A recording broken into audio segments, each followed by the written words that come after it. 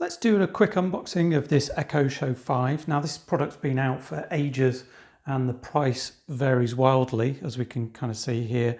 So you can pick them up for about £40.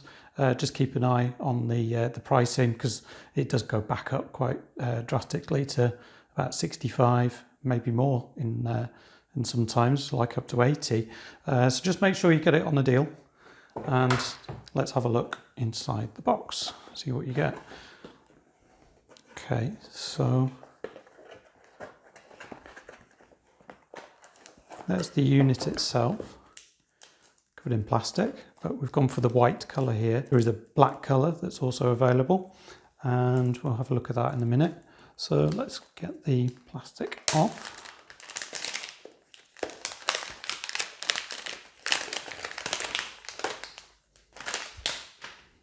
There we go. So ports on the back, you have got micro USB. That doesn't actually do anything. I think from what I've read, it enables network connectivity in corporate settings, but for consumer use it is not used. You've got a 3.5mm headphone jack or for an external speaker, and then you've got the power socket on the left there.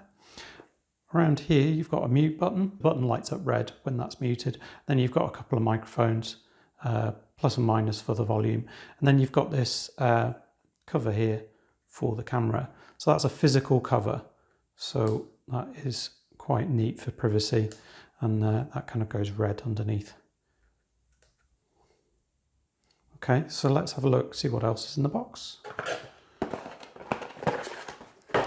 Usual stuff here, but this is actually telling you kind of what I just said, but tells you how to set it up, and that you should really go and get the Alexa app as well, because that helps you install the skills into the device. And just warranty. Oh yeah, this other card is like things to try, so it tells you what you can say to it. Okay, under here, pull this out. Have the power, so 15 watts of power. Now in my tests, when it's working, it draws about 2 or 3 watts of power, and a lot less when it is dimmed down. So normal usage, about 2 to 3 watts, and then it'll dim down at night time, probably draw about 1 watt of power, which is pretty decent really. So this is the unit in black, and it's kind of got this felted, textured sort of material on the back, which is quite nice. There's a speaker in there that is quite bassy for the size of it. It's 1.7 inches across. You can't see it or feel it underneath there. Same with the white. Similar sort of clothish covering. Now these are about 410 grams. So they're chunky, but not too bad. There is an optional stand, and I don't know what that really gives you. They're quite expensive, and I'd see how you go and maybe prop that up in a different way, just to save on cost. I don't know why you would end up getting a stand for it, but let me know in the comments if you think this is a good reason.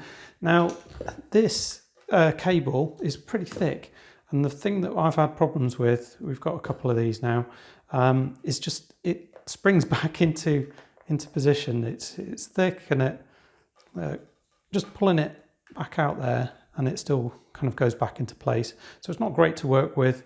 It kind of looks a bit messy where we've put it so far, but maybe that will get better over time. Okay, we're just booting that up. It does take a while to start up. I think the nice thing about having a clock like this is that even after a power cut, it will keep the time.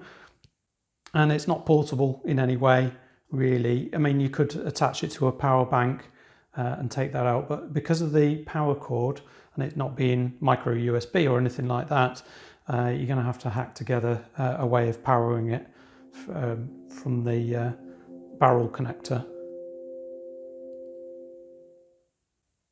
Setup is relatively easy. I'm not going to go through that today, but you connect it to your Wi-Fi and then log into your Amazon account. You install your skills through the app that's on your phone or on a tablet and work with it that way.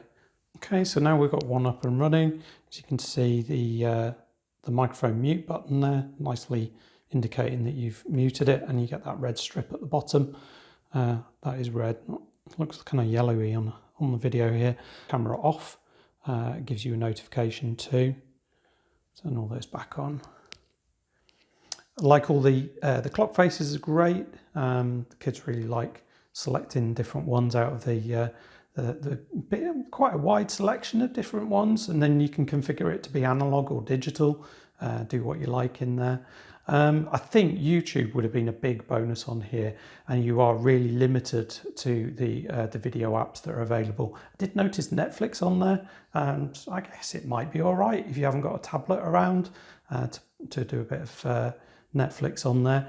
But like I say, YouTube would have been really good for like YouTube videos of music and stuff. But it's not built in. There's no skill for it.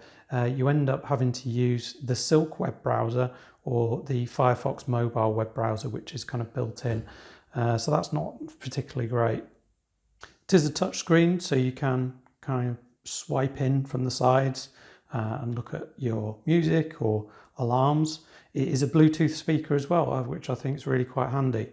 So you are able to link it up from your phone and do Spotify just from your phone, or to stream YouTube into it. So that's kind of a way around maybe some of the things that aren't built in. So if we swipe from the top, it gives you access to how bright the screen is and the do not disturb settings. And do not disturb is a good one to put onto a schedule so that that's not disturbing anybody at night time.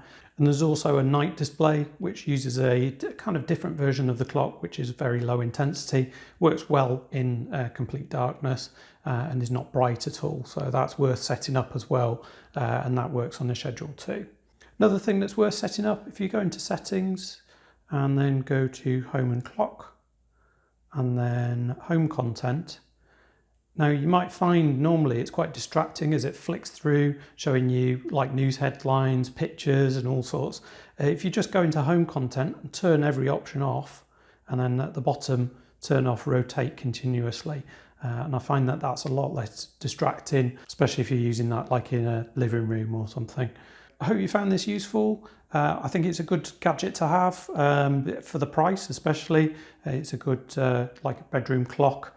And I like the extra privacy features on there. You can do video calls between them, so you can use the drop-in feature to use it kind of like almost like an intercom between different units, so that's quite fun.